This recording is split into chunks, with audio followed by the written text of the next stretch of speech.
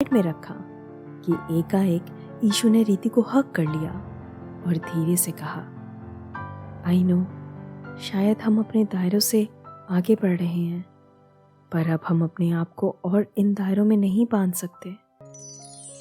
Purple love presents story Bepanah, written by Krishna. Last episode में हमने सुना कि ऋषु और ईशु मिलकर रीति का बर्थडे प्लान करते हैं और रीति ये सब देखकर शॉक हो जाती है और वो ईशु को बस देखती ही रहती है। अब आगे उसके चेहरे पर शॉक के साथ एक मुस्कुराहट भी ठहर गई। सॉन्ग खत्म हुआ तो ऋषु दौड़ते हुए उसके पास आया और उसे किस करते हुए बोला, हैप्पी बर्थडे मामा। और रीति ने उसे गले लगाते हुए कहा, थैंक यू बेबी। रीति ने सबको थैंक यू कहा और केक कट किया। सबने उस दिन खूब एंजॉय किया। थकने की वजह से ऋषु सो गया था। फिर अम्मा भी अपने कमरे में चली गई। हॉल में सिर्फ रीति और ईशु बचे हुए थे। रीति ने झिझकते हुए कहा, Ishu, thank you so much for today. I know ये सब तैयारी और डेकोरेशन आपने ही किया है। ऋषु के लिए इतना सब कुछ करने के लिए थैंक यू। आप नहीं जानती, पर आपकी प्रेजेंस से बहुत कुछ सही लगता है। एक अकेलापन जो शायद पहले था वो अब नहीं लगता, और इतने ही कम वक्त में ही आपने हमारे परिवार के लिए इतना कुछ किया है। मुझे नहीं लगता कि मैं कभी आपका एहसान चुका पाऊंगी। बस एक थैंक यू ही है मेरे पास आपको कहने के लिए। तब ईशु ने रीति को जवाब दिया, रीति स्टॉप बीइंग सो फॉर्मल।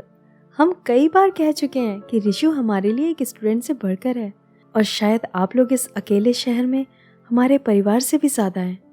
अगर मैंने आपको अपनापन दिया है तो आपने भी हमें एक परिवार दिया है जिसकी शायद हमें ना जाने कब से ज़रूरत थी। तो बस आप ज़रूरी हैं हमारे लिए। मतलब आप, ऋषु और अम्मा भी थोड़ा डांटती हैं, पर बड़े ऐसे ही होते हैं। एंड लास्टली, हैप्पी बर्थडे रीति। आपको हर वो खुशी मिले जिसकी आप हकदार हैं, और मेरी तरफ से आपके लिए ये तोहफा। तब रीति ने कहा, ईशु, इसकी कोई ज़रूरत नहीं थी। आप ऑलरेडी बहुत कुछ कर चुकी हैं हमारे लिए। रीति ने गिफ्ट को साइड में रखा कि एकाएक ईशु ने रीति को हक कर लिया और धीरे से कहा, आई नो, शायद हम अपने दायरों से आगे बढ़ रहे हैं, पर अब हम अपने आप को और इन दायरों में नहीं बांध सकते। उस गिफ्ट में एक लेटर है। अगर हो सके तो उसे समझने की कोशिश करिएगा। इतना कहकर ईशु जाने को हुई तो रीति की नजरें उससे जा मिली। ना जाने क्या था उन आंखों में, इज्जत, फिक्र, अपनापन या प्यार। ईशु के जाने के बाद रीति कुछ थकी, कुछ परेशान अपने कमरे में आकर बैठ गई। उसकी नज़र सामने रखी डायरी पर गई। उसने उठाया और अगली एंट्री रीड करना शुरू कर दिया। 9 अगस्त 2006। ये डेट पढ़कर जैसे रीति अतीत के किसी अंधेरे गलियारे में डूबती चली जा रही थी। एक रेस्टोरेंट में बर्थडे सेलिब्रेशन के बाद रीति के सारे दोस्त जा चुके थे। रीति ने ईशानी का हाथ पकड़ा और बड़े प्यार से बोली, क्या हम गंगा घाट पर चल सकते हैं? तब ईशानी ने जवाब दिया, फिर से? सुबह ही तो गए थे रीति, फिर अब क्यों? तब रीति ने भी बहुत प्यार से कहा, बस मेरा मन कर रहा है, क्या हम चल सकते हैं प्लीज? ईशानी ने उसकी बात मानते हुए कहा, अच्छा ठीक है, चलो। दोनों गंगा घाट पर बैठे हुए थे। रीति ने अपना सर ईशानी के कंधे पर रख दिया और उसके हाथों को कसकर पकड़ लिया। ईशानी को उसकी बेचैनी समझ आई। उसने उसे थाम लिया। दोनों ने कुछ कहा नहीं। शायद कभी एक दूसरे की खामोशी में भी उतना ही सुकून होता है। थोड़ी देर बाद ईशानी ने खामोशी को तोड़ते हुए कहा, क्या हुआ है रीति?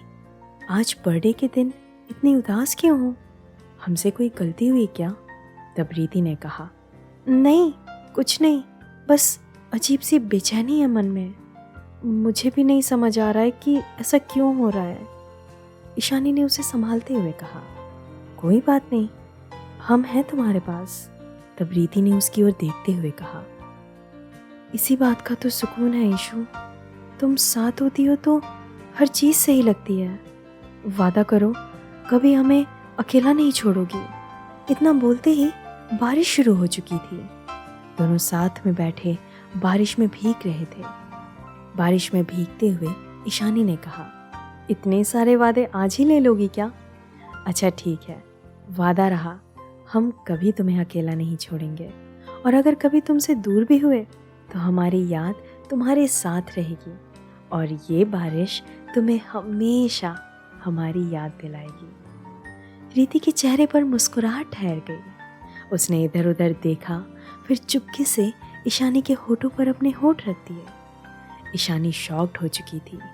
उसने पीछे होते हुए कहा, रीति सिंह रजावत, इतनी भी क्या बेबाकी? देख तो लो हम कहाँ हैं। तुम भी ना, ये संध्या के साथ रहना बंद करो, तुम बिगाड़ रही है वो तुम्हें। तब रीति ने उसे छेड़ते हुए कहा, अरे मेरी सीरियस ईशानी शुक्ला, जरा अपने आसपास तो देखें, पूरे घाट पर एक परिंदा भी नहीं है, और आप डर रही हैं, डरपोक कहीं की। ईशानी ने चारों तरफ देखा तो सच में कोई भी नहीं था। उसने आगे कहा, हम डरपोक नहीं हैं, हम भी ईशानी शुक्ला हैं। कह के उसने रीति के गाल पर किस कर लिया।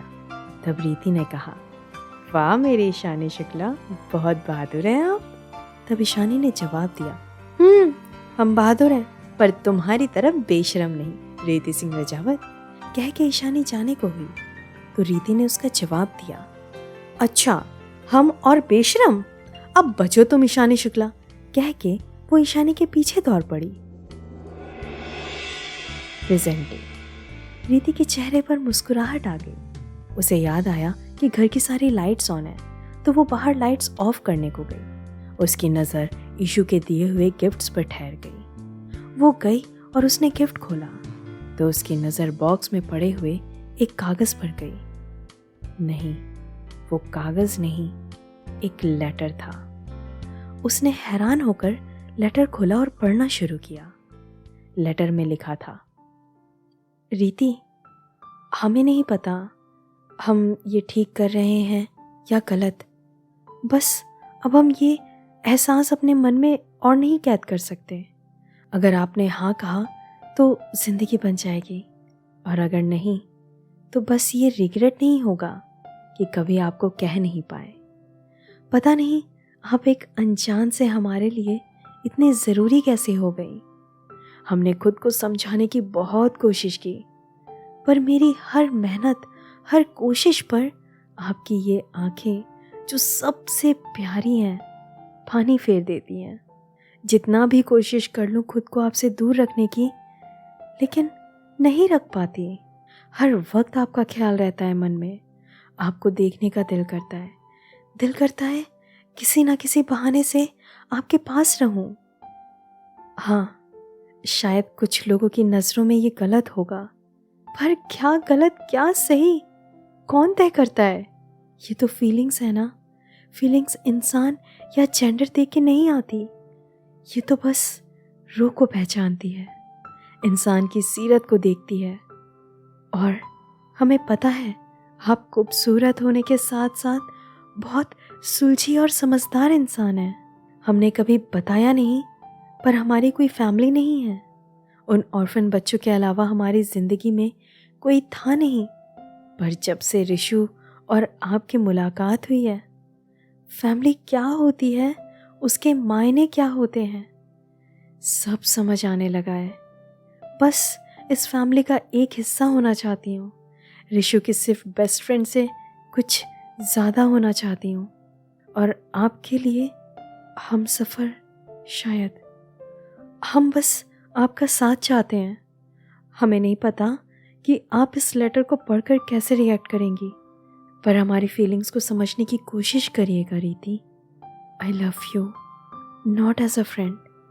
हम आपके और ऋषु के साथ रहना चाहते हैं, एक परिवार की तरह। शायद आपको नहीं पता, पर ऋषु को एक फैमिली की ज़रूरत है, जो शायद हम मिलकर पूरी कर सकते हैं। फैसला आपका होगा रीति। हम इंतज़ार करेंगे आपके जवाब का। आखिर रीति का जवाब क्या होगा? आपके ख्याल में रीति को क्या करना चाहिए, कमेंट में ज़रूर बताइएगा। और हाँ, क्या रीति सच में उसका प्रपोजल एक्सेप्ट करेगी? क्या रीति ईशानी को भूल जाएगी? क्या होने वाला है जानेंगे नेक्स्ट एपिसोड में। तब तक के लिए बाय बाय। मिलती हूँ नेक्स्ट एपिसोड में। सुनने ज़रूर आइएगा। हाँ।